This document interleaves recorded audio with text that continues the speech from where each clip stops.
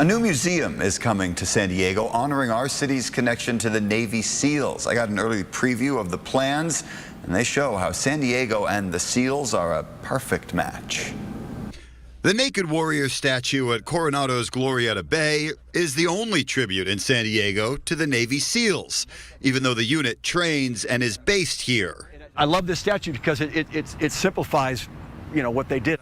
Retired SEAL Todd Perry tells me he plans to change that. But what you can do and the way that our SEALs deserve to be honored is far greater than this statue. Absolutely, Jared. I mean, we got a big story to tell. Right now, that story is being told at the Navy SEAL Museum in Fort Pierce, Florida, where the SEAL program began during World War II. That's a great museum, but it's remote. It's, a couple-hour drive from Orlando.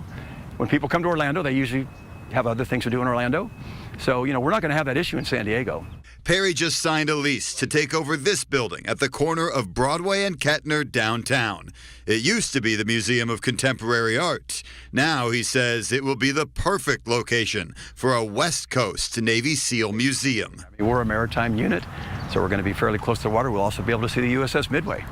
And just to the right of that is the Maritime Museum.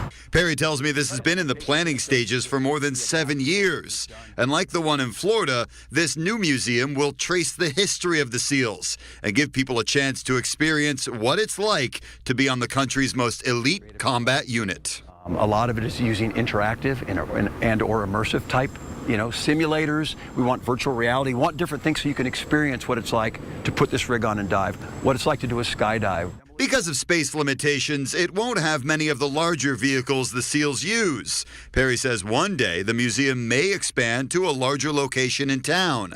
But for now, he's excited to get started and make sure there's a lot more than a statue to honor the SEALs. It's been a dream that, San Diego is, America's largest military city and, home of our headquarters, our SEALs and Naval Special Warfare and our SWIC and all these other things. So this is just the perfect location, and it's long overdue.